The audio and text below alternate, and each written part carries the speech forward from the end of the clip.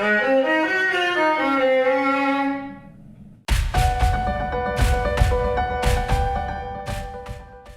hai, selamat malam semua. Salam jumpa bareng di Hari Remaja yang tentunya akan berkisah seputar kehidupan remaja. Bagi teman-teman yang mau kirim-kirim salam atau ucapan apapun untuk orang-orang terkasih, terus pengen berbagi kisah juga, jangan sungkan-sungkan. Kirimkan saja tulisan teman-teman melalui email di diariremaja79@gmail.com atau DM ke IG @diariremaja79.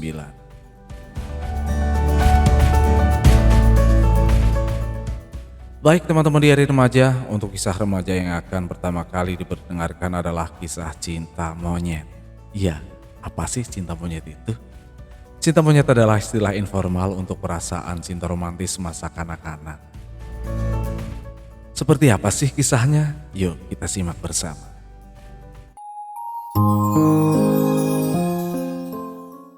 Alkisah, pada tahun 93, di suatu desa terdapat seorang anak laki-laki, sebut saja Aldi, dan seorang anak perempuan, sebut saja Camelia. Ketika itu mereka masih duduk di sekolah dasar yang sama. Aldi kelas 6 dan Camelia kelas 4. Meskipun beda kelas, mereka berdua berteman akrab layaknya kakak beradik. Sehingga tiap kali pulang sekolah, kegiatan dilanjutkan dengan bermain bersama di rumah Camelia dan sesekali waktu bermain di rumah Aldi. Cara mereka berdua bermain pun kadang-kadang bisa dikatakan unik. Sesekali waktu mereka bermain membuat rumah-rumahan di kebun bambu sebelah rumah Camelia. Lalu dalam rumah-rumahan tersebut mereka memasak nasi menggunakan rantang kecil dan membuat lauk sayur tempe.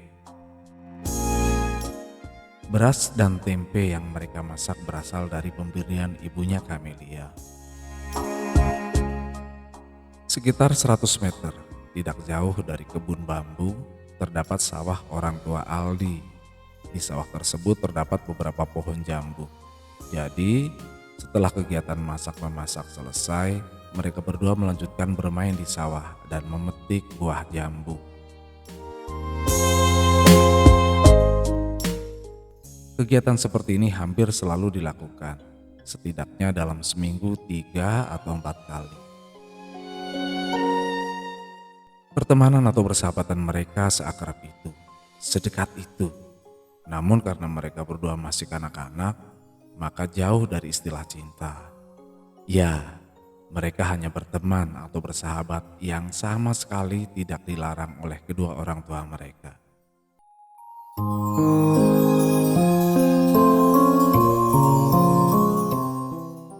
Akhir tahun pelajaran 94, Aldi lulus dari sekolah dasar dan harus melanjutkan ke sekolah menengah pertama.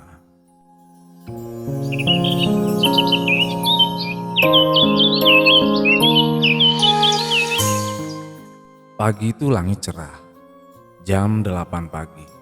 Aldi, Dika, dan Ica diantar orang tua Aldi menuju salah satu SMP swasta dengan maksud untuk mendaftar. Lokasinya tidak jauh, sehingga untuk sampai di SMP itu mereka cukup jalan kaki sekitar 15 menit. Maklum, ketika itu masih jarang kendaraan pribadi. Setelah sampai SMP, mereka langsung mendaftarkan diri dan setelah selesai melakukan pendaftaran, petugas memberikan informasi tentang awal masuk tahun pelajaran baru. Informasi didengarkan secara seksama dan ditulis di selembar kertas sehingga mereka paham betul bahwa hari pertama masuk 1 minggu lagi dan bekal apa saja yang harus dibawa di awal masuk sekolah pun tercatat dengan rapi. Setelah dirasa tidak ada yang perlu ditanyakan lagi, mereka pulang dengan riang gembira dan siap menyambut suasana belajar di tingkat sekolah yang baru. Sementara menunggu awal masuk sekolah, Aldi bersama teman-teman sebaya lebih banyak menghabiskan waktu untuk bermain di sawah mencari jangkrik dan di sungai kecil untuk memancing ikan atau sekedar bermain air dan batu-batuan. Seolah-olah merasa bahwa dirinya akan berbeda tingkat sekolah, sedikit demi sedikit Aldi mulai jarang bermain dengan Camelia. Pada hari Minggu, tepat sehari sebelum Aldi masuk SMP, Aldi dan teman-teman bermain ke tegalan atau lebak untuk mencari bambu wuluh.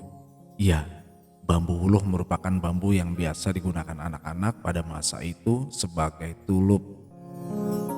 Bambu jenis ini memang jarang dijumpai karena keberadaannya hanya di tempat-tempat tertentu saja.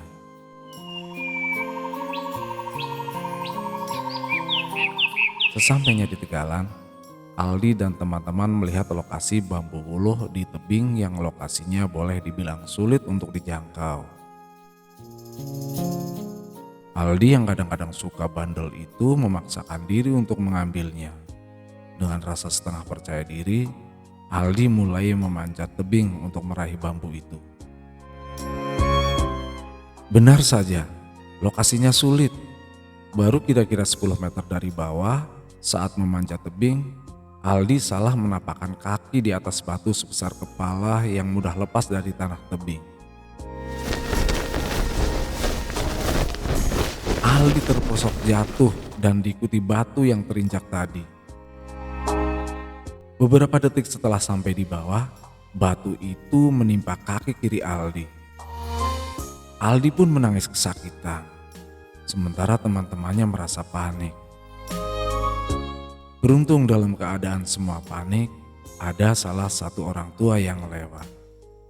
Orang tua tersebut menanyakan hal apa yang terjadi. Lalu salah satu teman menjelaskan kejadian itu. Dalam kondisi menahan rasa sakit, Aldi digendong orang tua tersebut dan diajak pulang. Sesampainya di rumah, Aldi direbahkan di kasur dekat ruang tamu. Rintihan rasa sakit Aldi terdengar oleh ibunya yang sedang mencuci, sehingga ibunya segera bergegas mendekati Aldi. Ibunya Aldi kaget dan panik, serta ikut menangis menyaksikan anaknya merintih kesakitan. Sementara ayahnya belum pulang meladang di sawah.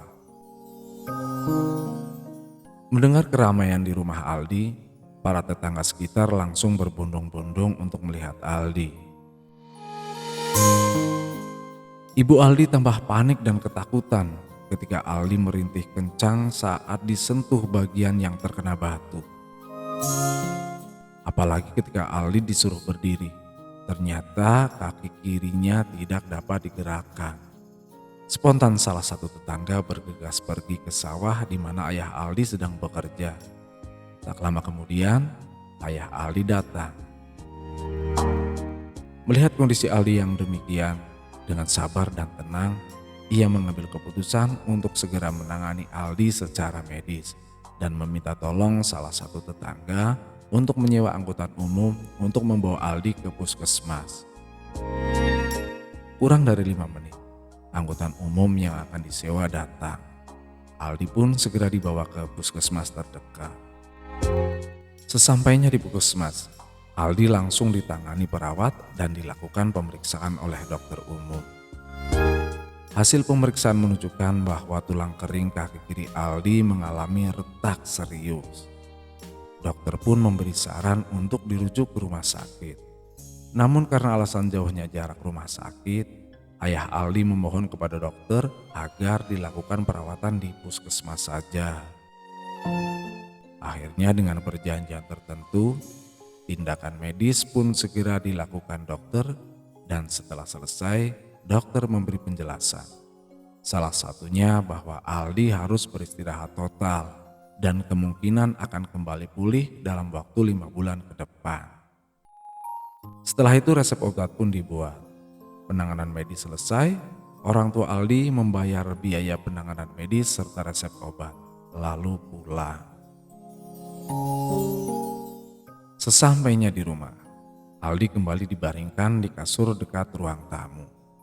Ayahnya yang penyabar itu sesekali memberi nasihat. Anakku Aldi, ayah memberi kebebasan padamu untuk bermain. Tapi jangan di tempat-tempat yang aneh.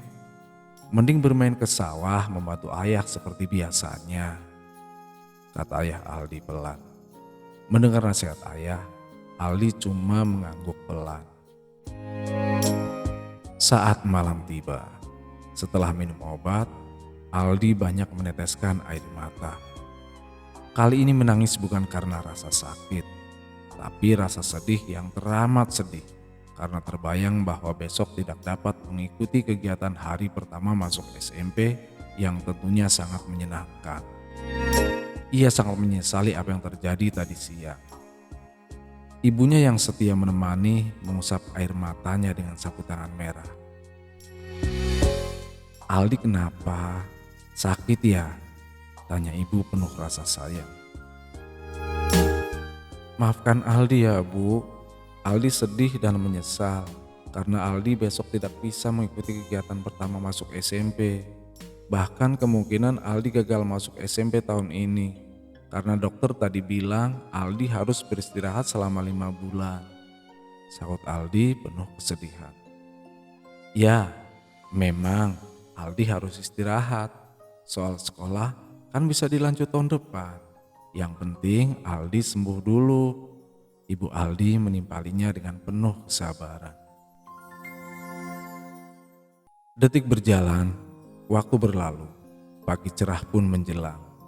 Dari jendela kaca, Aldi menyaksikan teman-temannya lewat di halaman depan rumahnya untuk berangkat sekolah. Aldi merasa sedih. Sampai siang menjelang, Aldi tetap menahan rasa sedih.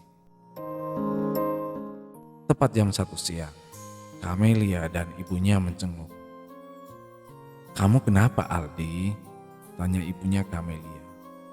"Aku terjatuh saat mencari bambu wuluh bersama teman-teman kemarin di ladang Bude," jawab Aldi pelan. Selama ini Aldi memang memanggil ibunya Camelia dengan sebutan Bude.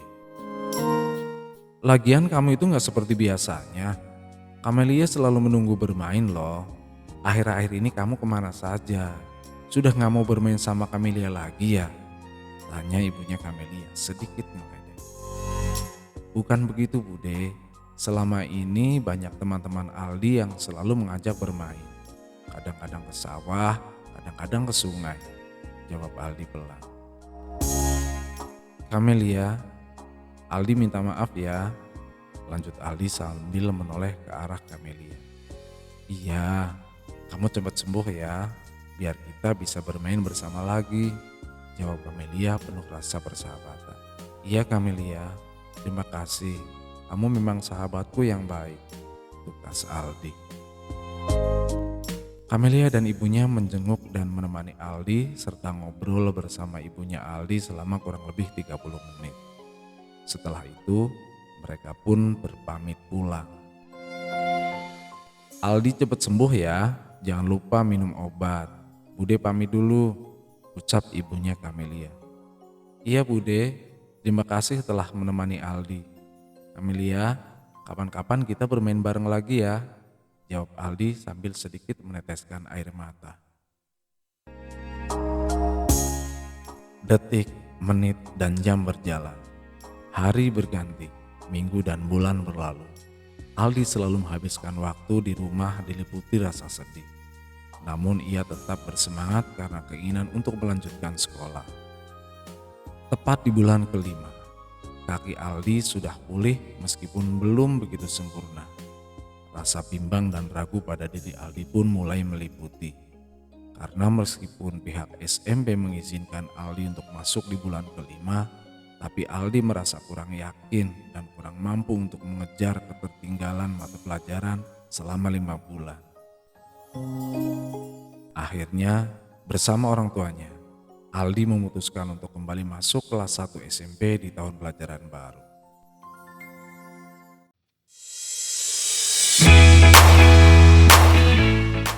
Oke teman-teman di Hari Remaja, penasaran dengan kisah selanjutnya?